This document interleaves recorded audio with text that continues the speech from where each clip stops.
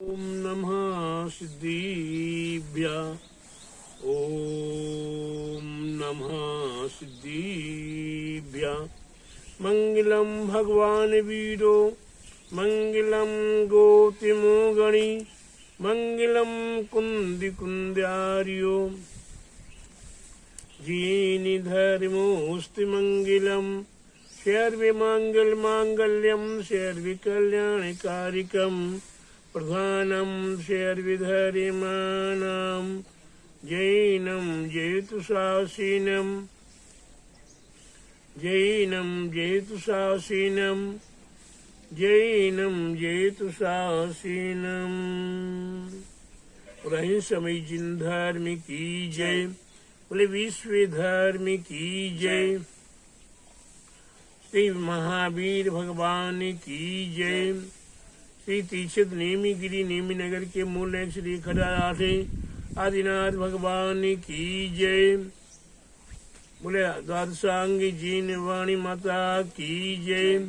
आचार्य गुरुवर 108 परम तपस्वी पंचरी परम तिशी संत श्रमणी 5 वर्ष के जल के त्यागी सिद्धन से ननी ज्ञान वृद्धि तपो वृद्धि वै वृद्धि आचार्य श्री 108 नेमी सागर जी महाराज की जय। आचार्य श्री 108 दया सागर जी महाराज की जय।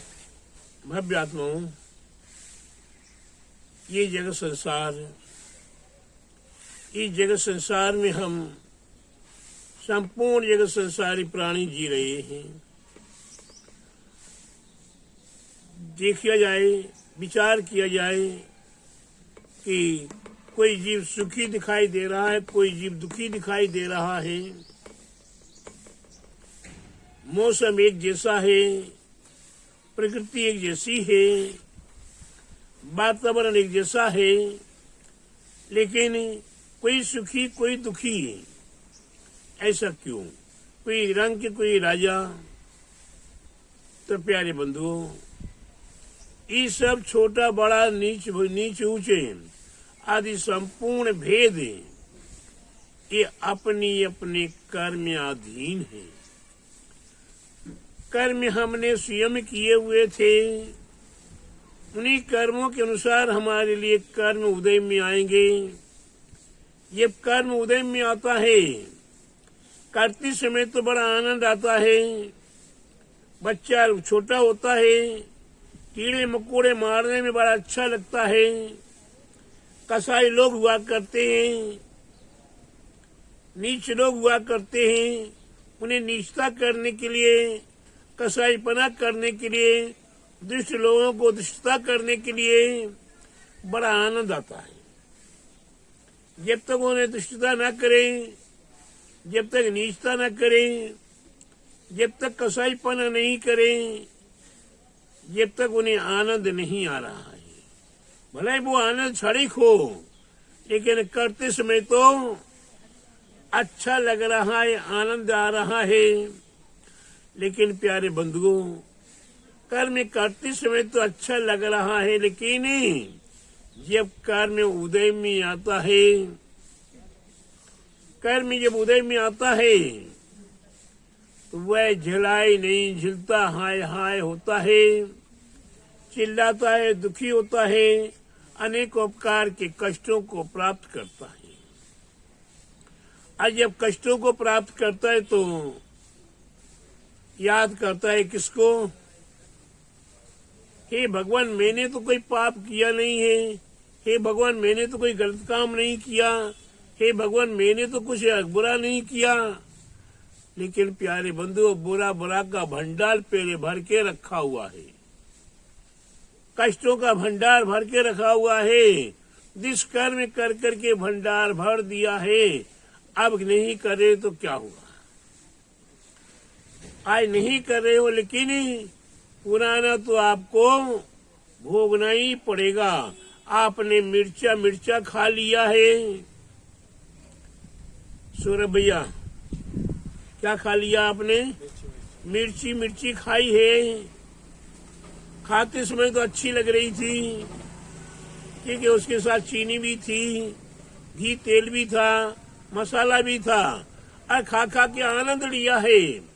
अब पेट भर काय में भर गया, मिर्ची से भर गया, डकार काय की आएगी, मिर्ची की आएगी। जब डकार आती मिर्ची की तो नाक से और आंख से पानी भी निकलने लगता है।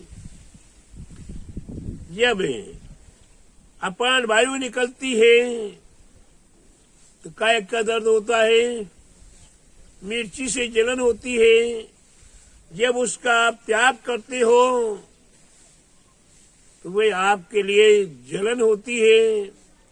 डकार आएगी तो मिर्ची की आएगी।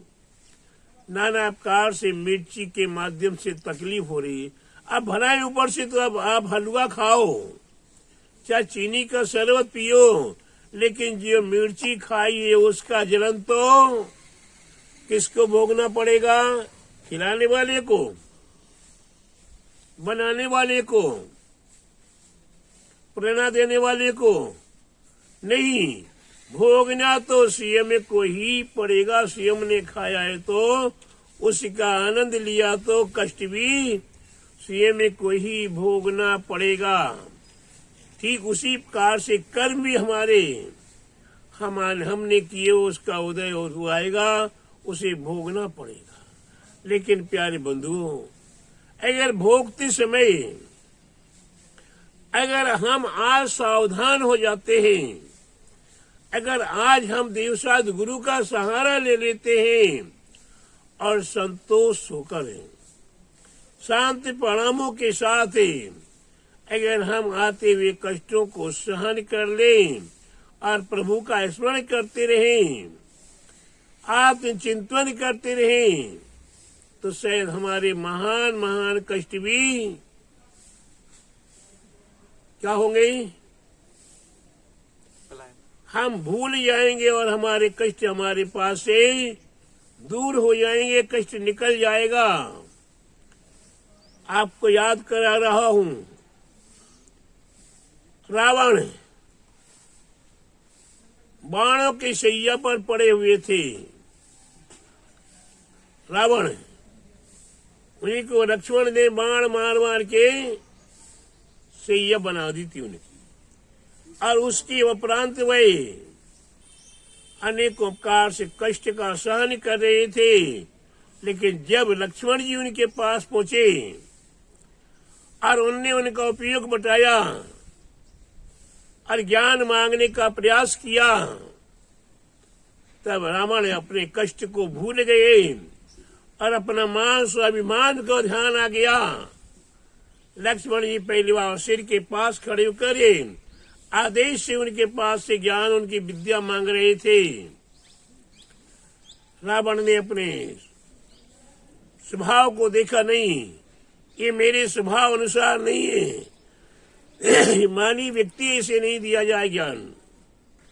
लेकिन क्या वह कष्ट वो भूल गए।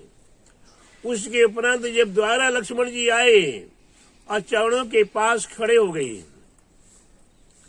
आग्रह विनय पूर्वक किया, हाथ जोड़कर नम्र होकर विनय किया, आग्रह किया कि आप हमारे लिए अपने विद्या, अपने ज्ञान दीजिए, आप महान हैं। ऐसा सुनते ही सारा रावण जो कष्ट सहन कर रहा था, दुखी हो रहा था, वह भूल जाता है और अपने चिंतन का, अपने ज्ञान का अनुभव लक्ष्मण जी को बताना शुरू करता है। और धीरे धीरे धीरे धीरे बताते बताते क्या होता है?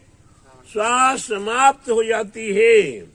तो प्यारे बंधु, अपने उपयोग को बताने के लिए, अपने आते हुए कष्टों के समय में उपयोग को बताने के लिए हमें एकाग्रता की आवश्यकता है। और एकाग्रता कहाँ लगाएं?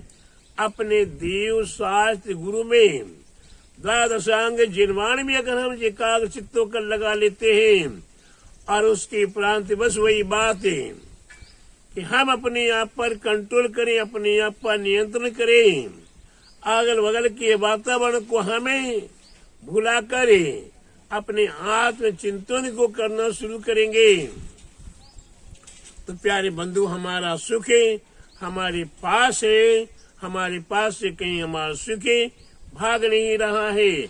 अपने सुख को ही प्राप्त करना है। हमें दूसरे के सुखों को प्राप्त करने की चाहना इच्छा नहीं है। मोक्ष मार्गी अपने सुखों को ही प्राप्त करने के लिए वे खोज रहा है। मृग के अंदर कस्तूरी छिपी हुई है, लेकिन उसे जब खुशबू आती है तो वे मृग क्या करता है? कस्तूरी को कहाँ खोजता है? यहाँ वहाँ जहाँ तहाँ खोजने का प्रयास करता है, फिर भी कस्तूरी हाथ नहीं लगती। ठीक उसी प्रकार से हमारा सुख है, हमारा आनंद है, हमारी आत्मानुभूति हमारे अंदर ही है, हमारे पास है, लेकिन हमें यहाँ वहाँ जहाँ तहाँ से सुख की प्राप्ति खोजने का प्रयास कर रहे हैं। सुख की लहर तो आती है, सुख का आभास तो होता है, लेकिन कहाँ? हम जहाँ तहाँ खोजने का प्रयास करते हैं। अपने आप में एक बार खोजने का प्रयास कर लो। बाह्य न दुख है, न बाह्य संकट है, न बाह्य बाधाएं है, और न कर्म हमारा कुछ बिगाड़ सकता है। अगर आपका पुरुषार्थ कैसा है? अगर आपका पुरुषार्थ अडिग है, मजबूत है, दृढ़ता के साथ आप अपने विश्वास पर अडिग है, तो आपके लिए अनेकों अनेकों महान महान कष्ट भी कैसे चुटकियों पे पलायमान हो जाएंगे और आपको आनंद की अनुभूति होना प्रारंभ हो जाएगी।